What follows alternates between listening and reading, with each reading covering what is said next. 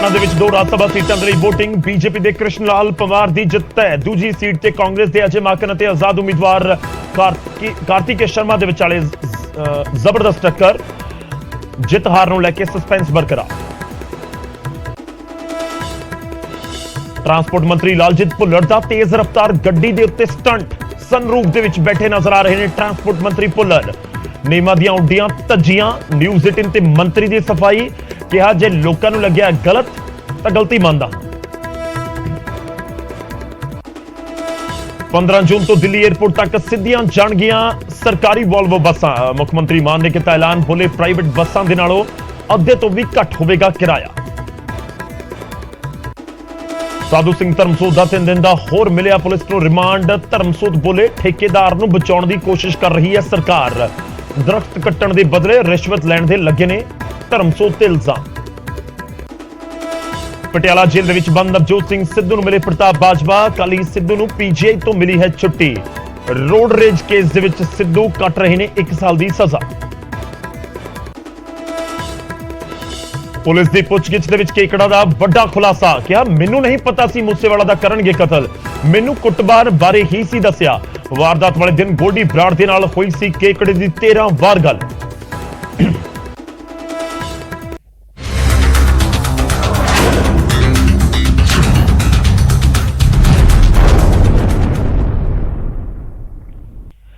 ਸਤਿ ਸ੍ਰੀ ਅਕਾਲ, ਸਵਾਗਤ ਹੈ। ਗੌਰਵ ਸ਼ੁਕਲਾ ਮੈਂ ਹਾਂ ਤੁਹਾਡੇ ਨਾਲ ਹਾਜ਼ਰ ਹਾਂ। ਫਰਕ ਤਾਂ ਪੈਂਦਾ ਹੈ ਲੈ ਕੇ। ਫਰਕ ਤਾਂ ਪੈਂਦਾ ਦੀ ਸ਼ੁਰੂਆਤ ਅੱਜ ਕਰਨ ਜਾ ਰਹੇ ਹਾਂ ਕਿਉਂਕਿ ਦੇਸ਼ ਭਰ ਦੇ ਵਿੱਚ ਵੱਖ-ਵੱਖ ਸੂਬਿਆਂ ਦੇ ਵਿੱਚ 16 ਰਾਜ ਸਭਾ ਸੀਟਾਂ ਦੇ ਉੱਤੇ ਅੱਜ VOTING ਹੋਈ ਹੈ। ਪਰ ਅਸੀਂ ਗੱਲ ਕਰਾਂਗੇ ਗੁਆਂਢੀ ਸੂਬੇ ਹਰਿਆਣਾ ਦੀ। ਹਰਿਆਣਾ ਰਾਜ ਸਭਾ ਚੋਣਾਂ ਦੇ ਵਿੱਚ ਪੇਚ ਫਸਦਾ ਹੋਇਆ ਨਜ਼ਰ ਆ ਰਿਹਾ ਹੈ। 2 ਵੋਟ ਰੱਦ ਹੋਏ ਤਾਂ ਫਿਰ ਵੱਡਾ ਫੇਰ ਬਦਲ ਹੋ ਸਕਦਾ ਹੈ। ਚੋਣ ਅਫਸਰ ਨੂੰ ਵੋਟ ਰੱਦ ਕਰਨ ਦੀ ਅਪੀਲ ਕੀਤੀ ਗਈ ਹੈ। ਔਰ ਤੁਹਾਨੂੰ ਦੱਸ ਦਈਏ ਕਿ ਇੱਕ ਸੀਟ ਦੇ ਉੱਤੇ ਬੀਜੇਪੀ ਉਮੀਦਵਾਰ ਦਾ ਜਿੱਤਣਾ ਤੈਅ ਹੈ ਤੇ ਦੂਜੇ ਦੇ ਉੱਤੇ ਆਜ਼ਾਦ ਉਮੀਦਵਾਰ ਕਾਰਤਿਕੇ ਸ਼ਰਮਾ ਤੇ ਅਜੇ ਮਾਕਨ ਦੇ ਵਿਚਾਲੇ ਪੂਰਾ ਪੇਚ ਫਸਿਆ ਨਜ਼ਰ ਆ ਰਿਹਾ ਹੈ। ਆਜ਼ਾਦ ਉਮੀਦਵਾਰ ਕਾਰਤਿਕੇ ਸ਼ਰਮਾ ਨੇ ਸ਼ਿਕਾਇਤ ਦਿੱਤੀ ਹੈ। ਅਜੇ ਮਾਕਨ ਨੇ ਵੀ ਚੋਣ ਕਮਿਸ਼ਨ ਨੂੰ ਲਿਖਿਆ ਹੈ, ਚਿੱਠੀ ਲਿਖੀ ਹੈ। ਤਾਂ ਰਾਜ ਸਭਾ ਦੀਆਂ 2 ਸੀਟਾਂ ਦੇ ਉੱਤੇ VOTING ਹਰਿਆਣਾ ਦੇ ਵਿੱਚ ਹੋਈ ਹੈ। ਤੁਹਾਨੂੰ ਦੱਸ ਦਈਏ ਕਿ 16 ਸੀਟਾਂ ਦੇ ਉੱਤੇ ਦੇਸ਼ ਭਰ ਦੇ ਵਿੱਚ VOTING ਹੋਈ ਹੈ। ਮੈਂ ਪੰਜਾਬ ਦਾ ਪਹਿਲਾਂ ਜ਼ਿਕਰ ਕਰਦਾ ਹਾਂ, ਇਸ ਖਬਰ ਤੇ ਹੋਰ ਜਾਣਕਾਰੀ ਦਵਾਂਗਾ ਤੁਹਾਨੂੰ। ਪੰਜਾਬ ਦੇ ਵਿੱਚ ਵੀ 2 ਸੀਟਾਂ ਖਾਲੀ ਹੋਈਆਂ ਸੀ ਪਰ ਦੋਵੇਂ ਸੀਟਾਂ ਦੇ ਉੱਤੇ ਕਿਉਂਕਿ ਆਮ ਆਦਮੀ ਪਾਰਟੀ ਦੇ ਕੋਲ ਨੰਬਰ ਪੂਰੇ ਨੇ, ਇਸ ਕਰਕੇ ਦੋਵੇਂ ਸੀਟਾਂ ਦੇ ਉੱਤੇ ਆਮ ਆਦਮੀ ਪਾਰਟੀ ਦੇ ਉਮੀਦਵਾਰ ਨਿਰਵਿਰੋਧ ਚੁਣੇ ਜਾ ਚੁੱਕੇ ਨੇ। ਇਸ ਕਰਕੇ ਪੰਜਾਬ 'ਚ VOTING ਨਹੀਂ ਹੋਈ ਪਰ ਹਰਿਆਣਾ ਦੇ ਵਿੱਚ ਪੇਚ ਫਸਿਆ ਹੋਇਆ ਤੇ ਉੱਥੇ VOTING ਜ਼ਰੂਰ ਹੋਈ ਹੈ। ਸਿੱਧਾ ਰੁਕ ਕਰਦੇ हैं। ਸਾਡੇ सहयोगी इस समय अंकित दुदानी साडे नाल ने। अंकित, जानना चाहेंगे आपसे इस समय क्या कुछ आपके पास जानकारी 2 सीटों पर जो VOTINग हुई है उसको लेकर? 2 सीटों पर VOTIंग हुई है और लास्ट में जो पेज पर गया है वो इस बात के ऊपर पर गया है कि कांग्रेस विधायक किरण चौधरी और कांग्रेस विधायक बीबी बत्रा दोनों ने जो अपना दोबारा कोशिश करते हैं ਤੁਹਾਡੇ ਨਾਲ ਗੱਲਬਾਤ ਕਰਨ ਦੀ ਕਿਉਂਕਿ ਆਵਾਜ਼ ਤੁਹਾਡੀ ਬਹੁਤ ਕਲੀਅਰ ਨਹੀਂ ਆ ਰਹੀ। ਕੋਸ਼ਿਸ਼ ਕਰਾਂਗੇ ਕਿ ਦੁਬਾਰਾ ਅਸੀਂ ਅੰਕਿਤ ਦੇ ਨਾਲ ਜੁੜ ਸਕੀਏ ਤੇ ਉਹਨਾਂ ਤੋਂ ਪੂਰੀ ਜਾਣਕਾਰੀ ਲੈ ਸਕੀਏ ਕਿ ਹਰਿਆਣਾ ਦੇ ਵਿੱਚ ਜਿਹੜੀਆਂ 2 ਸੀਟਾਂ ਦੇ ਉੱਤੇ ਰਾਜ ਸਭਾ ਸੀਟਾਂ ਦੇ ਉੱਤੇ VOTING ਹੋਈ ਹੈ ਤਾਂ ਉਸ ਦੇ ਵਿੱਚ ਇਸ ਸਮੇਂ ਪੇਚ ਕੀ ਫਸਿਆ ਹੋਇਆ। ਦਰਅਸਲ 2 ਵੋਟ ਜੇਕਰ ਰੱਦ ਹੋ ਜਾਂਦੇ ਨੇ ਤਾਂ ਫਿਰ ਵੱਡਾ ਫੇਰ ਬਦਲ ਹੋ ਸਕਦਾ ਹੈ। ਤਾਂ 2 ਵੋਟਾਂ ਨੂੰ ਲੈ ਕੇ ਇਸ ਸਮੇਂ ਜ਼ਰੂਰ ਪੂਰਾ ਪੇਚ ਫਸਿਆ ਨਜ਼ਰ ਆ ਰਿਹਾ। अंकित दोबारा जुड़ चुके हैं। अंकित, मेरी आवाज आ रही है? दसो की कुछ ਤੁਹਾਡੇ ਕੋਲ जानकारी? बिल्कुल गौरव, जो 2 वोटों के लेकर के पेच फंसा हुआ है वो किरण चौधरी का और बीबी बत्रा का वोट है। कांग्रेस के विधायक है। आरोप ये है कि दोनों ने अपना वोट एजेंट को दिखाया है लेकिन दूसरे लोगों को भी दिखा करके ही वोट डाला है। तो दूसरे को नहीं दिखा सकते, वो केवल एजेंट को वोट दिखाना होता है। तो वो शिकायत कहीं ना कहीं बीजेपी की तरफ से कृष्ण लाल पंवार जो कैंडिडेट है उनकी तरफ से और कार्तिकेय शर्मा जो कैंडिडेट है उन दोनों की तरफ से शिकायत दर्ज कराई गई। लेकिन RK नांदल जो कि रिटर्निंग ऑफिसर है उन्होंने इसको खारिज कर दिया कि नहीं ये ठीक है। तो कहीं ना कहीं उसको लेकर के RK नांदल पर भी पक्षपात के आरोप लगाते हुए उन्होंने केंद्रीय चुनाव आयोग को शिकायत भेज दी है।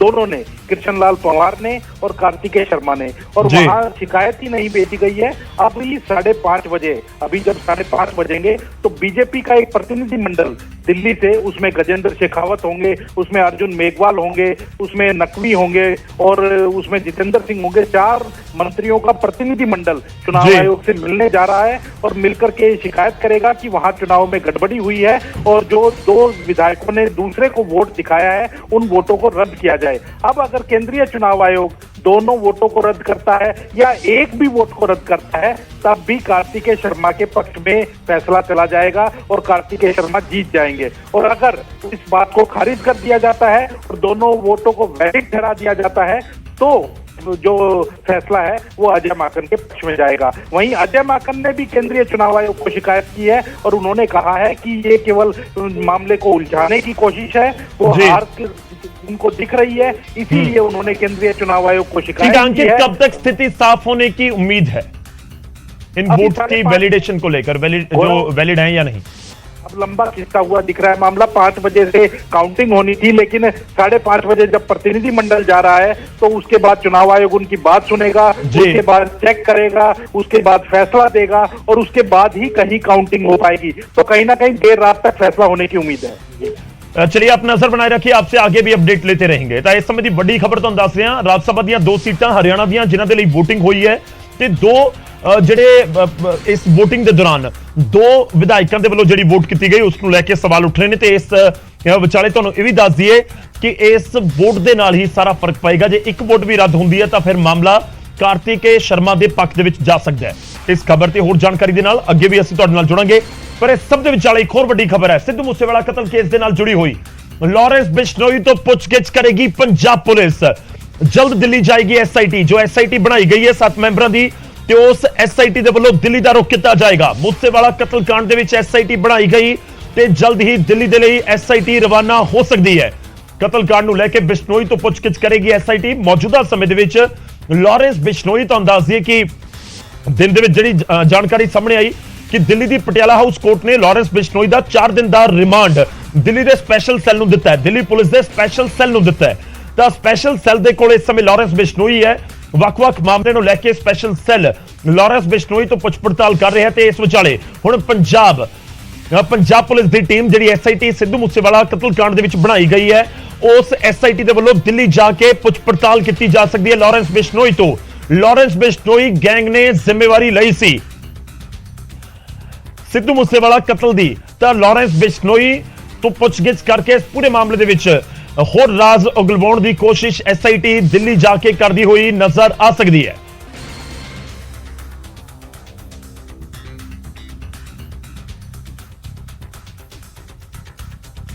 ਸਾਡੇ ਸਹਿਯੋਗੀ ਅਮਨ ਭਾਰਦਵਾਜ ਇਸ ਸਮੇਂ ਫੋਨ ਲਾਈਨ ਤੇ ਸਾਡੇ ਨਾਲ ਨੇ। ਅਮਨ ਦਾ ਰੁਖ ਕਰਦੇ ਹਾਂ। ਅਮਨ, ਕੀ ਕੁਝ ਤੁਹਾਡੇ ਕੋਲ ਜਾਣਕਾਰੀ?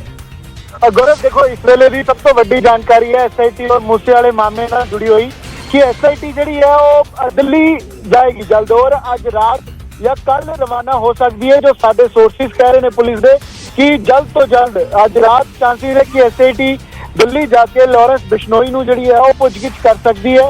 और क्योंकि जिन्नी हुण तक डिटेन किया गया है या जिन्होंने किया गया है और हुण तक जो इन्वेस्टिगेशन हुई है ਤਾਂ ਉਸ ਤੋਂ ਜਿੰਨੇ ਤਾਰ ਸਾਰੇ ਬਿਸ਼ਨੋਈ ਨਾਲ ਜੁੜਦੇ ਨੇ ਔਰ ਪੁਲਿਸ ਕੋਈ ਮੌਕਾ ਜਿਹਾ ਨਹੀਂ ਛੱਡਣਾ ਚਾਹੁੰਦੀ ਕਿ ਬਿਸ਼ਨੋਈ ਤੋਂ ਪੁੱਛ ਕੇ ਜਿਹੜੀ ਉਹ ਨਾ ਹੋਵੇ। ਔਰ ਕੱਲ ਇਹ ਵੀ ਗੌਰਵ ਅਹਿਮ ਪਹਿਲੂ ਹੈ ਕਿ ਕੱਲ 11 ਤਰੀਕ ਦੀ ਪੇਸ਼ੀ ਵੀ ਪੇਸ਼ ਕਰਨਾ 5 ਜਣਿਆਂ ਨੂੰ ਜਿਨ੍ਹਾਂ ਨੂੰ ਅਰੈਸਟ ਕੀਤਾ ਹੋਇਆ ਹੈ। ਤਾਂ ਉਸ ਨਾਲ ਜਿਹੜਾ ਲਿੰਕ ਕਰਕੇ ਇਸ ਨੂੰ ਦੇਖਿਆ ਜਾ ਰਿਹਾ ਹੈ ਕਿ ਕੱਲ ਪੇਸ਼ ਕਰਨ ਤੋਂ ਪਹਿਲਾਂ ਜਾਂ ਪੇਸ਼ ਇੱਕ ਪਾਸੇ ਕੀਤਾ ਜਾਏਗਾ, ਦੂਜੇ ਪਾਸੇ ਬਿਸ਼ਨੋਈ ਤੋਂ ਪੁੱਛਗਿੱਛ ਜਿਹੜੀ ਹੈ ਉਹ SIT ਕਰੇਗੀ ਕਿ ਕਾਰਨ ਕੀ ਨੇ, ਕਿਆ ਬਿਸ਼ਨੋਈ ਦਾ ਕਿਸ ਤਰੀਕੇ ਦਾ ਰੋਲ ਹੈ। ਕਿਉਂਕਿ FIR ਦੇ ਅੰਦਰ ਨਾਮਜ਼ਦ ਜਿਹੜਾ ਉਹ ਹਾਲੇ ਤੱਕ ਗੌਰਵ ਨਹੀਂ ਕੀਤਾ ਗਿਆ ਨਾ ਬਿਸ਼ਨੋਈ ਨੂੰ ਨਾ ਗੋਲਡੀ ਬਰਾੜ ਨੂੰ। ਤਾਂ ਇਹ ਕਿਵੇਂ ਦਾ ਰੋਲ ਜਿਹੜਾ ਹੈ ਉਹ ਲਾਰੈਂਸ ਬਿਸ਼ਨੋਈ ਦਾ ਸੀਗਾ, ਕੀ ਕਾਰਨ ਸੀਗੇ, ਕਿਸਨੂੰ ਪੈਸੇ ਦਿੱਤੇ, ਕਿਸਨੂੰ ਫੰਡਿੰਗ ਆਈ, तमाम चीज़ा ने इसको लेके पुछगिछ जी है वो SIT करना चाहती है और परमिशन भी उत्थे दिल्ली स्पेशल सेल तो ली जाएगी इस बाबत। और ये अहम जानकारी इस वेले दी है क्योंकि संदीप केकड़ा होवे या प्रदीप बाऊ होवे तमाम चीज़ा सामने आई कि बिल्कुल लाजमी तौर पर हर तार जाके जिवें अमन तुसीं जिक्र कर रहे हो हर तार जाके जुड़दा है गोल्डी बराड़ दे नाल, हर तार जाके जुड़दा है लारेंस बिश्नोई गैंग दे नाल। तो इस करके पुछ पड़ताल की जाएगी। शुक्रिया अमन, धन्यवाद साडे नाल जुड़न दे लई। इस पूरी गलबात दे लई वड्डी खबर है इस समय दी लारेंस बिश्नोई तो अगले 24 घंटिਆਂ ਦੇ ਵਿੱਚ पुछ पड़ताल की जा सकती है। पंजाब तो SIT जो सिद्धू मूसेवाला कतल मामले दे विच जांच कर रही है SIT जल्द दिल्ली रवाना होगी ਉਹ ਚਾਹੇ ਅੱਜ ਰਾਤ ਨੂੰ ਹੋਵੇ, ਸਵੇਰੇ ਹੋਵੇ, ਯਾਨੀ ਕਰੀਬ ਅਗਲੇ 24 ਘੰਟਿਆਂ ਦੇ ਵਿੱਚ ਸਿੱਧੂ ਮੂਸੇਵਾਲਾ ਕਤਲकांड ਦੀ ਜਾਂਚ ਕਰਨ ਵਾਲੀ SIT ਲਾਰੈਂਸ ਬਿਸ਼ਨੋਈ ਦੇ ਸਾਹਮਣੇ ਬੈਠ ਕੇ ਉਸ ਨੂੰ ਇਸ ਕਤਲ ਮਾਮਲੇ ਦੇ ਵਿੱਚ ਸਵਾਲ ਕਰੇਗੀ। ਉਧਰ ਸਿੱਧੂ ਮੂਸੇਵਾਲਾ ਦੇ ਕਤਲ ਦੇ ਮਾਮਲੇ ਦੇ ਵਿੱਚ ਹਰ ਰੋਜ਼ ਨਵੇਂ ਖੁਲਾਸੇ ਹੋ ਰਹੇ ਨੇ।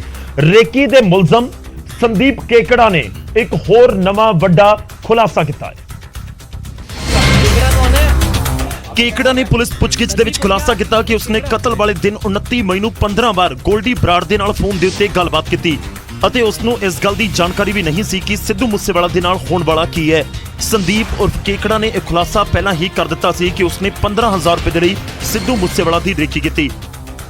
ਸਿਰਸਾ ਦੇ ਕਾਲਾਂਵਾਲੀ ਪਿੰਡ ਦਾ ਰਹਿਣ ਵਾਲਾ ਮੁਲਜ਼ਮ ਸੰਦੀਪ ਸਿੰਘ ਉਰਫ ਕੇਕੜਾ ਨਸ਼ੇੜੀ ਹੈ ਅਤੇ ਨਸ਼ੇ ਦੀ ਲੱਤ ਦੇ ਲਈ ਉਸਨੇ ਇਹ ਕੰਮ ਸਿਰਫ 15000 ਰੁਪਏ ਦੇ ਵਿੱਚ ਕਰ ਦਿੱਤਾ। ਪੁਲਿਸ ਸੂਤਰਾਂ ਨੇ ਤਸਦੀਕ ਕੀਤੀ ਹੈ ਕਿ ਕੇਕੜਾ ਮੂਸਾ ਪਿੰਡ ਗਿਆ ਸੀ ਅਤੇ ਉੱਥੇ ਆਪਣੀ ਮਾਸੀ ਦੇ ਘਰ ਰੁਕਿਆ ਸੀ। ਕੇਕੜਾ 29 ਮਈ ਨੂੰ ਵਾਰਦਾਤ ਵਾਲੇ ਦਿਨ ਕਤਲ ਦੇ 15 ਮਿੰਟ ਪਹਿਲਾਂ ਤੱਕ ਮੂਸੇਵਾਲਾ ਦੇ ਨਾਲ ਦੇਖਿਆ ਗਿਆ ਸੀ। ਇੱਥੋਂ ਤੱਕ ਖਬਰ ਹੈ ਕਿ ਕੇਕੜਾ ਮੂਸੇਵਾਲਾ ਦੇ ਘਰ ਵੀ 45 ਮਿੰਟ ਤੱਕ ਰੁਕਿਆ ਰਿਹਾ, ਜਿੱਥੇ ਉਸਨੇ ਚਾਹ ਵੀ ਪੀਤੀ ਅਤੇ ਮੂਸੇਵਾਲਾ ਦੇ ਨਾਲ ਸੈਲਫੀ ਵੀ ਲਈ। ਅਤੇ ਜਦੋਂ ਮੂਸੇਵਾਲਾ ਘਰ ਤੋਂ ਨਿਕਲੇ ਤਾਂ ਪੂਰੀ ਖਬਰ ਕੈਨੇਡਾ ਦੇ ਵਿੱਚ ਬੈਠੇ ਗੈਂਗਸਟਰ ਗੋਲਡੀ ਬਰਾੜ ਨੂੰ ਦਿੱਤੀ ਗਈ ਕਿ ਸਿੱਧੂ ਮੂਸੇਵਾਲਾ ਆਪਣੀ ਥਾਰ ਦੇ ਵਿੱਚ ਨਿਕਲਿਆ ਅਤੇ ਉਹ ਵੀ ਬਿਨਾਂ ਸੁਰੱਖਿਆ ਮੁਲਾਜ਼ਮਾਂ ਦੇ। ਤਾਂ 15000 ਰੁਪਏ ਦੇ ਲਈ ਰੇਕੀ ਕਰਨ ਵਾਲੇ ਇਸ ਕੇਕੜੇ ਦੇ ਉੱਤੇ ਕਿੰਨਾ ਯਕੀਨ ਕੀਤਾ ਜਾਵੇ, ਕਿਉਂਕਿ ਨਸ਼ੇ ਦਾ ਵੀ ਆਦੀ ਹੈ, ਇੱਕ ਵੱਡਾ ਸਵਾਲ ਹੈ। ਪਰ ਜੇਕਰ ਸੱਚ ਬੋਲ ਰਿਹਾ ਹੈ ਤਾਂ ਬਹੁਤ ਵੱਡੀ ਪਲੈਨਿੰਗ ਸੀ, ਪਰ ਇਸ ਪਲੈਨਿੰਗ ਦੇ ਵਿੱਚ ਕੁਝ ਹੀ ਲੋਕ ਸੀ ਗੋਲਡੀ ਬਰਾੜ ਵਰਗੇ ਜਿਨ੍ਹਾਂ ਦੇ ਵੱਲੋਂ ਐਗਜ਼ੀਕਿਊਟ ਕਰ ਦਿੱਤੀ ਗਈ ਜਾਂ ਜਿਨ੍ਹਾਂ ਦੇ ਵੱਲੋਂ ਕਤਲ ਦੀ ਘਟਨਾ ਕੀਤੀ ਜਾਣੀ ਹੈ, ਕਿਸੇ ਨੂੰ ਦੱਸਿਆ ਹੀ ਨਹੀਂ ਗਿਆ, ਕੁਝ ਹੀ ਲੋਕਾਂ ਨੂੰ ਦੱਸਿਆ ਗਿਆ ਸੀ। ਉਹਦਾ ਸਿੱਧੂ ਮੂਸੇਵਾਲਾ ਮਰਡਰ ਕੇਸ ਦੇ ਵਿੱਚ ਪੁਲਿਸ ਦੇ ਹੱਥ ਇੱਕ ਵੱਡੀ ਕਾਮਯਾਬੀ ਵੀ ਲੱਗੀ। 8 ਸ਼ੱਕੀ ਸ਼ੂਟਰਾਂ ਦੇ ਵਿੱਚੋਂ ਪਹਿਲਾ ਸ਼ਾਰਪ ਸ਼ੂਟਰ ਪੁਲਿਸ ਨੇ ਹਿਰਾਸਤ ਦੇ ਵਿੱਚ ਲੈ ਲਿਆ। ਸ਼ੂਟਰ ਦੀ ਪਹਿਚਾਣ ਹਰਕਮਲ ਸਿੰਘ ਉਰਫ ਰਾਣੂ ਦੇ ਰੂਪ ਦੇ ਵਿੱਚ ਹੋਈ ਹੈ। ਦੱਸਿਆ ਜਾ ਰਿਹਾ ਹੈ ਕਿ ਮੁਲਜ਼ਮ ਦੇ ਪਰਿਵਾਰ ਵਾਲਿਆਂ ਨੇ ਹੀ ਉਸ ਨੂੰ ਪੁਲਿਸ ਦੇ ਹਵਾਲੇ ਕੀਤਾ। ਰਾਣੂ ਦਾ ਨਾਮ ਉਹਨਾਂ 8 ਸ਼ਾਰਪ ਸ਼ੂਟਰਸ ਦੀ ਲਿਸਟ ਦੇ ਵਿੱਚ ਹੈ ਜੋ ਪਹਿਲਾਂ ਪੁਲਿਸ ਸੂਤਰਾਂ ਦੇ ਹਵਾਲੇ ਤੋਂ ਸਾਹਮਣੇ ਆਈ ਸੀ। ਹਾਲਾਂਕਿ ਪੰਜਾਬ ਪੁਲਿਸ ਨੇ ਰਾਣੂ ਦੀ ਗ੍ਰਿਫਤਾਰੀ ਦੀ ਅਜੇ ਕੋਈ ਅਧਿਕਾਰਿਕ ਤੌਰ ਦੇ ਉੱਤੇ ਤਸਦੀਕ ਨਹੀਂ ਕੀਤੀ ਹੈ। ਜਾਣਕਾਰੀ ਮੁਤਾਬਕ ਹਰਕਮਲ ਸਿੰਘ ਉਰਫ ਰਾਣੂ ਗੈਂਗਸਟਰ ਲਾਲੀ ਮੌੜ ਗੈਂਗ ਦਾ ਮੈਂਬਰ ਹੈ। ਲਾਲੀ ਮੌੜ ਗੈਂਗ ਦੇ ਤਾਰ ਸਿੱਧਾ ਕੈਨੇਡਾ ਦੇ ਵਿੱਚ ਬੈਠੇ ਗੋਲਡੀ ਬਰਾੜ ਦੇ ਨਾਲ ਜੁੜਦੇ ਨੇ। ਇਸੇ ਕਾਰਨ ਸਿੱਧੂ ਮੂਸੇਵਾਲਾ ਦੇ ਕਤਲ ਦੇ ਲਈ ਬਣਾਈ ਗਈ 8 ਗੈਂਗਸਟਰਾਂ ਦੀ ਲਿਸਟ ਦੇ ਵਿੱਚ ਰਾਣੂ ਨੂੰ ਵੀ ਸ਼ਾਮਲ ਕੀਤਾ ਗਿਆ ਸੀ। ਰਾਣੂ ਗੈਂਗਸਟਰ ਲਾਲੀ ਮੌੜ ਦਾ ਕਰੀਬੀ ਦੱਸਿਆ ਜਾਂਦਾ ਹੈ। ਮੌੜ ਆਪਣੇ ਗਰੁੱਪ ਦੇ ਵਿੱਚ ਸਭ ਤੋਂ ਜ਼ਿਆਦਾ ਭਰੋਸਾ ਰਾਣੂ ਦੇ ਉੱਤੇ ਹੀ ਕਰਦਾ ਹੈ। ਦੋਨਾਂ ਦੇ ਉੱਤੇ ਤਕਰੀਬਨ 2.5 ਸਾਲ ਪਹਿਲਾਂ ਇੱਕ ਨੌਜਵਾਨ ਦਾ ਗੋਲੀਆਂ ਮਾਰ ਕੇ ਕਤਲ ਕਰਨ ਦਾ ਇਲਜ਼ਾਮ ਵੀ ਹੈ। 12 ਦਿਨ ਤੋਂ ਜ਼ਿਆਦਾ ਸਮਾਂ ਹੋ ਚੱਲਿਆ ਸਿੱਧੂ ਮੂਸੇਵਾਲਾ ਦਾ ਕਤਲ ਹੋਏ ਨੇ, ਉੱਪਰ ਅਜੇ ਤੱਕ ਜਿਹੜੇ ਸ਼ਾਰਪ ਸ਼ੂਟਰਸ ਨੇ ਉਹ ਸਿੱਧੇ ਤੌਰ ਦੇ ਉੱਤੇ ਨਾ ਪੁਲਿਸ ਦੀ ਗਿਰਫਤ ਦੇ ਵਿੱਚ ਆਏ ਨੇ, ਪਰ ਜ਼ਰੂਰ ਪੁਲਿਸ ਦੀ ਇਨਵੈਸਟੀਗੇਸ਼ਨ ਅੱਗੇ ਵਧ ਰਹੀ ਹੈ। ਉਧਰ ਭਾਰਤ ਦੇ 2 ਵੱਡੇ ਅਪਰਾਧੀਆਂ ਦੇ ਖਿਲਾਫ ਇੰਟਰਪੋਲ ਨੇ ਰੈੱਡ ਕਾਰਨਰ ਨੋਟਿਸ ਜਾਰੀ ਕਰ ਦਿੱਤਾ। ਇਹਨਾਂ ਦੇ ਵਿੱਚ ਗੈਂਗਸਟਰ ਤੋਂ ਦਹਿਸ਼ਤਗਰਦ ਬਣਿਆ ਹਰਵਿੰਦਰ ਸਿੰਘ ਸੰਧੂ ਉਰਫ ਰਿੰਦਾ ਅਤੇ ਸਿੱਧੂ ਮੂਸੇਵਾਲਾ ਕਤਲकांड ਦਾ ਮੁੱਖ ਮੁਲਜ਼ਮ ਗੋਲਡੀ ਬਰਾੜ ਵੀ ਸ਼ਾਮਲ ਹੈ। ਇਹ ਦੋਨੋਂ ਅਪਰਾਧੀ ਭਾਰਤ ਦੇ ਵਿੱਚ ਵੱਡੀਆਂ ਵਾਰਦਾਤਾਂ ਦੇ ਵਿੱਚ ਸ਼ਾਮਲ ਰਹੇ ਨੇ। ਨਾਲ ਹੀ ਇਹਨਾਂ ਦੇ ਵਿੱਚੋਂ ਇੱਕ ਦਹਿਸ਼ਤਗਰਦੀ ਸਰਗਰਮੀਆਂ ਦੇ ਨਾਲ ਵੀ ਜੁੜਿਆ ਹੋਇਆ ਹੈ। ਰੈੱਡ ਕਾਰਨਰ ਨੋਟਿਸ ਜਾਰੀ ਹੋਣ ਦੇ ਬਾਅਦ ਹੁਣ ਇੰਟਰਪੋਲ ਦੇ ਸਾਰੇ ਮੈਂਬਰ ਦੇਸ਼ਾਂ ਦੀ ਪੁਲਿਸ ਅਤੇ ਸੁਰੱਖਿਆ ਏਜੰਸੀਆਂ ਨੂੰ ਇਹਨਾਂ ਦੋਵਾਂ ਨੂੰ ਗ੍ਰਿਫਤਾਰ ਕਰਨ ਦੇ ਅਧਿਕਾਰ ਮਿਲ ਚੁੱਕੇ ਨੇ। ਦੱਸ ਦਈਏ ਕਿ ਹਰਵਿੰਦਰ ਸਿੰਘ ਸੰਧੂ ਉਰਫ ਰਿੰਦਾ ਗੈਂਗਸਟਰ ਸੀ, ਪਰ ਬਾਅਦ ਦੇ ਵਿੱਚ ਪਾਕਿਸਤਾਨੀ ਖੁਫੀਆ ਏਜੰਸੀ ISI ਦੇ ਸੰਪਰਕ ਦੇ ਵਿੱਚ ਆਉਣ ਤੋਂ ਬਾਅਦ ਉਹ ਖਾਲਿਸਤਾਨੀ ਦਹਿਸ਼ਤਗਰਦਾਂ ਦੇ ਨਾਲ ਜੁੜ ਗਿਆ। ਪਿਛਲੇ ਦਿਨੀ ਲੁਧਿਆਣਾ ਕੋਰਟ ਦੇ ਵਿੱਚ ਹੋਇਆ ਬੰਬ ਧਮਾਕਾ ਹੋਵੇ ਜਾਂ ਫਿਰ ਹਥਿਆਰਾਂ ਦੀ ਵੱਡੀ ਤਸਕਰੀ ਦਾ ਮਾਮਲਾ ਹੋਵੇ ਜਾਂ ਫਿਰ ਪੰਜਾਬ ਪੁਲਿਸ ਦੇ ਇੰਟੈਲੀਜੈਂਸ ਹੈੱਡਕੁਆਟਰ ਦੇ ਉੱਤੇ ਹੋਏ ਹਮਲੇ ਦਾ ਮਾਮਲਾ ਹੋਵੇ, ਇਹਨਾਂ ਸਾਰਿਆਂ ਦੇ ਤਾਰ ਕਿਤੇ ਨਾ ਕਿਤੇ ਜਾ ਕੇ ਰਿੰਦਾ ਦੇ ਨਾਲ ਜੁੜਦੇ ਰਹੇ ਨੇ। ਰਿੰਦਾ ਇਹਨਾਂ ਦਿਨੀ ਪਾਕਿਸਤਾਨ ਦੇ ਵਿੱਚ ਮੌਜੂਦ ਦੱਸਿਆ ਜਾ ਰਿਹਾ ਹੈ, ਜਿੱਥੇ ਬੈਠ ਕੇ ਉਹ ਆਪਣੇ ਕਨੈਕਸ਼ਨ ਦੇ ਜ਼ਰੀਏ ਭਾਰਤ ਦੇ ਵਿੱਚ ਦਹਿਸ਼ਤਗਰਦੀ ਘਟਨਾਵਾਂ ਕਰਵਾਉਣ ਦੀ ਸਾਜ਼ਿਸ਼ ਰਚਦਾ ਹੈ। ਦੂਜਾ ਅਪਰਾਧੀ ਸਤਿੰਦਰ ਸਿੰਘ ਉਰਫ ਗੋਲਡੀ ਬਰਾੜ ਹੈ, ਜੋ ਇਸ ਸਮੇਂ ਕੈਨੇਡਾ ਦੇ ਵਿੱਚ ਦੱਸਿਆ ਜਾਂਦਾ ਹੈ। ਸਿੱਧੂ ਮੂਸੇਵਾਲਾ ਕਤਲकांड ਦਾ ਮੁੱਖ ਮੁਲਜ਼ਮ ਦੱਸਿਆ ਜਾ ਰਿਹਾ ਹੈ ਗੋਲਡੀ ਬਰਾੜ। ਇਸ ਤੋਂ ਇਲਾਵਾ ਪੰਜਾਬ ਦੇ ਵਿੱਚ ਵੀ ਗੋਲਡੀ ਬਰਾੜ ਦੇ ਉੱਤੇ ਕਈ ਮਾਮਲੇ ਦਰਜ ਨੇ। ਗੋਲਡੀ ਬਰਾੜ ਨੇ ਸਿੱਧੂ ਮੂਸੇਵਾਲਾ ਦੇ ਕਤਲ ਦੀ ਜ਼ਿੰਮੇਵਾਰੀ ਵੀ ਲਈ ਸੀ। ਤਾਂ ਗੋਲਡੀ ਬਰਾੜ ਤੇ ਰਿੰਦਾ ਦੇ ਖਿਲਾਫ ਰੈੱਡ ਕਾਰਨਰ ਨੋਟਿਸ ਤਾਂ ਜਾਰੀ ਹੋ ਗਿਆ, ਪਰ ਹੁਣ ਕਦੋਂ ਸ਼ਿਕੰਜੇ ਦੇ ਵਿੱਚ ਆਉਣਗੇ, ਕਦੋਂ ਪੁੱਛ ਪੜਤਾਲ ਸਿੱਧੂ ਵਾਲੇ ਕੇਸ ਦੇ ਵਿੱਚ ਹੋਏਗੀ, ਇੱਕ ਵੱਡਾ ਸਵਾਲ ਹੈ। ਉਹਦਾ ਸਿੱਧੂ ਮੂਸੇਵਾਲਾ ਦੇ ਅੰਤਿਮ ਅਰਦਾਸ ਤੋਂ ਬਾਅਦ, ਜਦੋਂ ਉਹਨਾਂ ਦੀ ਅੰਤਿਮ ਅਰਦਾਸ ਮਾਨਸਾ ਦੇ ਵਿੱਚ ਹੋਈ, ਉਸ ਤੋਂ ਬਾਅਦ ਸਿੱਧੂ ਦੇ ਇੱਕ ਫੈਨ ਨੇ ਖੁਦਕੁਸ਼ੀ ਕਰ ਲਈ। ਇੱਕ ਪਾਸੇ ਮਾਨਸਾ 'ਚ ਮੂਸੇਵਾਲਾ ਦਾ ਸਿਵਾ ਬਲਿਆ ਤਾਂ ਦੂਜੇ ਪਾਸੇ ਡੇਰਾਬੱਸੀ 'ਚ ਸਿਵਾ ਬਲਿਆ, ਤੇ ਉਹ ਸਿਵਾ ਮੂਸੇਵਾਲਾ ਦੇ 20 ਸਾਲ ਦੇ ਫੈਨ ਦਾ ਸੀ। ਜਿਸ ਨੇ ਮੂਸੇਵਾਲਾ ਦੇ ਗਮ ਦੇ ਵਿੱਚ ਖੁਦਕੁਸ਼ੀ ਕਰ ਲਈ। ਮ੍ਰਿਤਕ ਦੇ ਭਰਾ ਦੇ ਮੁਤਾਬਿਕ ਜਿਸ ਦਿਨ ਮੂਸੇਵਾਲਾ ਦਾ ਭੋਗ ਸੀ ਉਸ ਦਿਨ ਟੀਵੀ ਤੇ ਦੇਖ ਕੇ ਤਸਵੀਰਾਂ ਉਹ ਭਾਵੁਕ ਹੋ ਗਿਆ ਤੇ ਛੱਤ ਦੇ ਉੱਤੇ ਜਾ ਕੇ ਜ਼ਹਿਰੀਲਾ ਪਦਾਰਥ ਨਿਗਲ ਲਿਆ। भाई सिद्धू मूसेवाले ਦਾ ਫੈਨ ਸੀ ਜੀ। ਠੀਕ ਹੈ ਜੀ, ਬਸ ਜਿਸ ਦਿਨ ਉਹਦਾ ਭੋਗ ਸੀ ਉਸ ਦਿਨ ਤੋਂ ਹੀ ਮਤਲਬ ਅਪਸੈਟ ਜਾ ਰਿਹਾ ਸੀ। ਪਹਿਲੇ ਵੀ ਮਤਲਬ ਉਹਦੇ ਗਾਣੇ ਗੁਣੇ ਸੁਣਦਾ ਰਹਿੰਦਾ ਸੀ। ਜਿਸ ਟਾਈਮ ਮਤਲਬ ਇਹਨੂੰ ਹੋਇਆ ਸਿੱਧੂ ਮੂਸੇਵਾਲੇ ਨੂੰ ਉਸ ਦਿਨ ਤੋਂ ਹੀ ਮਤਲਬ ਇਹ ਇੱਦਾਂ ਅਪਸੈਟ ਜਿਹਾ ਹੋਣ ਲੱਗ ਗਿਆ ਸੀ। ਤੇ ਉਸ ਤੋਂ ਬਾਅਦ ਆਪਣਾ ਜਿਸ ਦਿਨ ਉਹਦਾ ਭੋਗ ਸੀ ਉਸ ਤੋਂ ਬਾਅਦ ਇਹਨੇ ਉੱਪਰ ਕੋਠੇ ਤੇ ਗਿਆ, ਪਤਾ ਨਹੀਂ ਉਸ ਤੋਂ ਬਾਅਦ ਫਿਰ ਸਾਨੂੰ ਚੱਲਦਾ। ਪਰਿਵਾਰ ਮੁਤਾਬਕ ਜਿਸ ਦਿਨ ਮੂਸੇਵਾਲਾ ਦੀ ਮੌਤ ਹੋਈ ਉਸ ਤੋਂ ਬਾਅਦ ਜਸਵਿੰਦਰ ਅਕਸਰ ਗੱਲ ਕਰਦਾ ਸੀ ਕਿ ਹੁਣ ਮੂਸੇਵਾਲਾ ਦੇ ਮਾਤਾ-ਪਿਤਾ ਦਾ ਕੀ ਹੋਵੇਗਾ, ਕਿਵੇਂ ਰਹਿਣਗੇ। ਪਰ ਖੁਦਕੁਸ਼ੀ ਕਰਨ ਤੋਂ ਪਹਿਲਾਂ ਜਸਵਿੰਦਰ ਨੇ ਇੱਕ ਵਾਰ ਵੀ ਆਪਣੇ ਮਾਪਿਆਂ ਬਾਰੇ ਨਹੀਂ ਸੋਚਿਆ।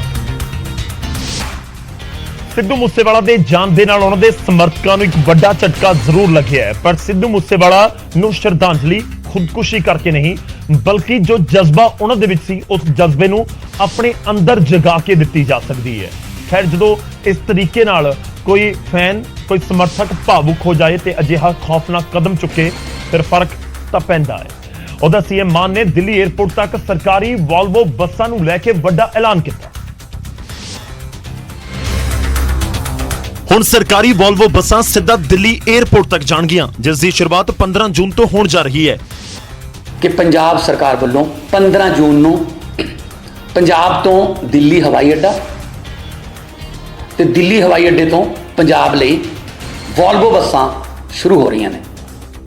ਸੀਐਮ ਮਾਨ ਨੇ ਕਿਹਾ ਕਿ ਸਰਕਾਰੀ ਵੋਲਵੋ ਬੱਸ ਦਾ ਕਿਰਾਇਆ ਪ੍ਰਾਈਵੇਟ ਬੱਸਾਂ ਦੇ ਨਾਲੋਂ ਅੱਧਾ ਹੋਵੇਗਾ। ਕਿ ਇਹਨਾਂ ਬੱਸਾਂ ਦਾ ਜਿਹੜਾ ਕਿਰਾਇਆ ਹੈ, ਜਿਹੜੀਆਂ ਪੰਜਾਬ ਰੋਡਵੇਜ਼ ਦੀਆਂ ਸਰਕਾਰੀ ਵੋਲਵੋ ਬੱਸਾਂ ਨੇ, ਜਿਹੜਾ ਇਹਨਾਂ ਦਾ ਕਿਰਾਇਆ ਹੈ ਉਹ ਪ੍ਰਾਈਵੇਟ ਵੋਲਵੋ ਬੱਸਾਂ ਵਾਲਿਆਂ ਤੋਂ ਅੱਧੇ ਤੋਂ ਵੀ ਘੱਟ ਹੈ, ਪਰ ਸਹੂਲਤਾਂ ਉਹਨਾਂ ਨਾਲੋਂ ਜ਼ਿਆਦਾ ਨੇ। ਮਾਫੀਆ ਨੂੰ ਲੈ ਕੇ ਵੀ ਮੁੱਖ ਮੰਤਰੀ ਮਾਨ ਨੇ ਐਕਸ਼ਨ ਲੈਣ ਦੀ ਗੱਲ ਕਹੀ। ਸੀਐਮ ਨੇ ਕਿਹਾ ਕਿ ਸਰਕਾਰ ਮਾਫੀਆ ਕਨੈਕਸ਼ਨ ਨੂੰ ਤੋੜ ਕੇ ਹੀ ਦਮ ਲਵੇਗੀ ਕਿ ਅਸੀਂ ਮਾਫੀਆ ਰਾਜ ਖਤਮ ਕਰਾਂਗੇ। ਪੰਜਾਬ ਦੇ ਵਿੱਚ ਬਹੁਤ ਤਰ੍ਹਾਂ ਦੇ ਮਾਫੀਆ ਜਿਹੜੇ ਨੇ ਉਹ ਚੱਲ ਰਹੇ ਸੀ। ਹੌਲੀ ਹੌਲੀ ਅਸੀਂ ਮਾਫੀਆ ਨੂੰ ਖਤਮ ਕਰਨ ਲੱਗੇ ਹਾਂ। ਦੱਸ ਦਈਏ ਕਿ ਹੁਣ 에ਅਰਪੋਰਟ ਤੱਕ ਸਿਰਫ ਪ੍ਰਾਈਵੇਟ ਬੱਸਾਂ ਹੀ ਜਾਂਦੀਆਂ ਨੇ ਤੇ ਹੁਣ 15 ਜੂਨ ਤੋਂ ਪੰਜਾਬ ਰੋਡਵੇਜ਼ ਦੀਆਂ ਸਰਕਾਰੀ ਬੱਸਾਂ ਵੀ ਦਿੱਲੀ 에ਅਰਪੋਰਟ ਤੱਕ ਜਾ ਸਕਣਗੀਆਂ। ਤਾਂ ਹੁਣ ਨਾਨ ਸਟਾਪ ਜਾਣ ਗਿਆ ਕਸ਼ਮੀਰੀ ਗੇਟ ਤੱਕ ਨਹੀਂ ਬਲਕਿ ਦਿੱਲੀ 에ਅਰਪੋਰਟ ਤੱਕ, ਦਿੱਲੀ ਇੰਟਰਨੈਸ਼ਨਲ 에ਅਰਪੋਰਟ ਤੱਕ ਪੰਜਾਬ ਤੋਂ ਸਿੱਧੀਆਂ ਬੱਸਾਂ ਜਾਣਗੀਆਂ। ਪਰ ਇੱਕ ਹੋਰ ਨਾਨ ਸਟਾਪ ਤਸਵੀਰ ਤੁਹਾਨੂੰ ਦਿਖਾਉਂਦੇ ਆ ਜੋ ਹੈ ਮੰਤਰੀ ਸਾਹਿਬ ਦੀ। ਗੱਲ ਕਰਦੇ ਆ ਟ੍ਰੈਫਿਕ ਨਿਯਮਾਂ ਦੀਆਂ ਧੱਜੀਆਂ ਉਡਾਉਣ ਵਾਲੇ ਲਾਲਜੀਤ ਸਿੰਘ ਭੁੱਲਰ ਦੀ ਗੱਲ। ਅੱਗੇ ਦੋ ਪਾਇਲਟ ਜਿਪਸੀਆਂ ਤੇ ਪਿੱਛੇ ਚਿੱਟੇ ਰੰਗ ਦੀ ਤੇਜ਼ ਰਫ਼ਤਾਰ ਕਾਰ ਤੇ ਕਾਰ ਦਾ ਸਨਰੂਫ ਖੁੱਲਾ ਤੇ ਉਸ ਤੇ ਬੈਠਾ ਇੱਕ ਸ਼ਖਸ ਤੇ ਉਸੇ ਕਾਰ ਦੇ ਦੋਵੇਂ ਪਾਸੇ ਲਟਕੇ ਹੋਏ ਨੇ ਦੋ ਪੁਲਿਸ ਮੁਲਾਜ਼ਮ ਤੇ ਸਨਰੂਫ ਤੇ ਬੈਠਾ ਸ਼ਖਸ ਕੋਈ ਆਮ ਸ਼ਖਸ ਨਹੀਂ ਸਗੋਂ ਪੰਜਾਬ ਦੇ ਟਰਾਂਸਪੋਰਟ ਮੰਤਰੀ ਨੇ। ਟਰਾਂਸਪੋਰਟ ਮੰਤਰੀ ਲਾਲਜੀਤ ਸਿੰਘ ਭੁੱਲਰ ਜੋ ਟ੍ਰੈਫਿਕ ਨਿਯਮਾਂ ਨੂੰ ਛਿੱਕੇ ਤੇ ਟੰਗ ਕੇ ਹਾਈ ਐਂਡ ਗੱਡੀ ਨੂੰ ਫੁੱਲ ਸਪੀਡਾਂ ਦੇ ਉੱਤੇ ਭਜਾ ਰਹੇ ਨੇ।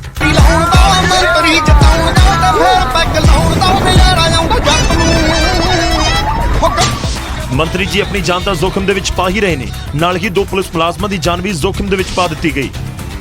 ਤਸਵੀਰਾਂ ਦੇਖੀਆਂ ਜਾ ਸਕਦੀਆਂ ਨੇ ਕਿ ਕਿਸ ਤਰ੍ਹਾਂ ਪੁਲਿਸ ਮੁਲਾਜ਼ਮ ਆਪਣੀ ਜਾਨ ਦੀ ਬਾਜ਼ੀ ਲਗਾ ਕੇ ਮੰਤਰੀ ਜੀ ਦੀ ਰੱਖਿਆ ਕਾਰ ਦੀ ਤਾਕੀ ਦੇ ਵਿੱਚੋਂ ਨਿਕਲ ਕੇ ਕਰ ਰਹੇ ਨੇ। ਤਾਂ ਉੱਥੇ ਮੰਤਰੀ ਜੀ ਇਹਨਾਂ ਪੁਲਿਸ ਮੁਲਾਜ਼ਮਾਂ ਦੀ ਜਾਨ ਦੀ ਪਰਵਾਹ ਕੀਤਿਆਂ ਬਿਨਾਂ ਹੱਥ ਹਿਲਾ ਕੇ ਰਾਈਡ ਦਾ ਆਨੰਦ ਮਾਣ ਰਹੇ ਨੇ। ਉਹਦੇ ਮੰਤਰੀ ਲਾਲਜੀਤ ਭੁੱਲਰ ਨਾਲ ਨਿਊਜ਼ 18 ਨੇ ਗੱਲ ਕੀਤੀ ਤਾਂ ਉੱਥੇ ਉਹਨਾਂ ਕਿਹਾ ਕਿ ਜੇ ਲੋਕਾਂ ਨੂੰ ਗਲਤੀ ਲੱਗਦੀ ਹੈ ਤਾਂ ਆਪਣੀ ਗਲਤੀ ਮੰਨਣ ਨੂੰ ਤਿਆਰ ਨਹੀਂ। ਵੈਸੇ ਤਾਂ ਟਰਾਂਸਪੋਰਟ ਮੰਤਰੀ ਦਾ ਕੰਮ ਹੁੰਦਾ ਹੈ ਕਿ ਟ੍ਰੈਫਿਕ ਨਿਯਮਾਂ ਦੀ ਪਾਲਣਾ ਕਰਨਾ ਤੇ ਕਰਵਾਉਣਾ, ਪਰ ਜਿੱਥੇ ਟਰਾਂਸਪੋਰਟ ਮੰਤਰੀ ਹੀ ਟ੍ਰੈਫਿਕ ਨਿਯਮਾਂ ਦੀਆਂ ਧੱਜੀਆਂ ਉਡਾਉਣ ਫਿਰ ਫਰਕ ਤਾਂ ਪੈਂਦਾ ਹੈ। ਤੇ ਵੀ ਤੁਹਾਨੂੰ ਦੱਸ ਦਈਏ ਕਿ ਜੋ ਜਾਣਕਾਰੀ ਮਿਲ ਰਹੀ ਹੈ ਕਿ ਜਦੋਂ ਸੌਂਚਕ ਸਮਾਗਮ ਸੀ ਬਤੌਰ ਮੰਤਰੀ ਉਸ ਤੋਂ ਬਾਅਦ ਜਦੋਂ ਵਾਪਸ ਜਾ ਰਹੇ ਸਨ ਉਸ ਸਮੇਂ ਦੀਆਂ ਤਸਵੀਰਾਂ ਨੇ। ਖੈਰ ਮੰਤਰੀ ਸਾਹਿਬ ਮੰਤਰੀ ਬਣਨ ਦਾ ਨਜ਼ਾਰਾ ਤਾਂ ਖੂਬ ਲੈਂਦੇ ਹੋਏ ਨਜ਼ਰ ਆਏ, ਪਰ ਜਦੋਂ ਮੰਤਰੀ ਸਾਹਿਬ ਇਹ ਭੁੱਲ ਜਾਣ ਕਿ ਨਾ ਸਿਰਫ ਉਹਨਾਂ ਦੀ ਜਾਨ ਬਲਕਿ ਸੱਜੇ ਖੱਬੇ ਜਿਹੜੇ ਉਹਨਾਂ ਦੇ ਸੁਰੱਖਿਆ ਮੁਲਾਜ਼ਮ ਨੇ ਉਹਨਾਂ ਦੀ ਜਾਨ ਵੀ ਬਹੁਤ ਬਹੁਮੁੱਲੀ ਹੈ, ਉਹਨਾਂ ਦੇ ਵੀ ਪਰਿਵਾਰ ਹੋਣਗੇ, ਫਿਰ ਫਰਕ ਤਾਂ ਪੈਂਦਾ ਹੈ। ਫਰਕ ਤਾਂ ਪੈਂਦਾ ਦੇ ਵਿੱਚ ਅੱਜ ਦੇ ਲਈ ਇੰਨਾ ਹੀ। ਇਸ ਬੁਲੇਟਿਨ ਦੇ ਵਿੱਚ ਇੰਨਾ ਹੀ। ਰਾਤ 9 ਵਜੇ ਦੁਬਾਰਾ ਮੁਲਾਕਾਤ ਹੋਏਗੀ ਪੰਜਾਬ ਦੀਆਂ ਦੇਸ਼ ਭਰ ਦੀਆਂ ਅਹਿਮ ਖਬਰਾਂ ਦੇ ਨਾਲ। ਫਿਲਹਾਲ ਇਜਾਜ਼ਤ ਦਿਓ। ਧੰਨਵਾਦ।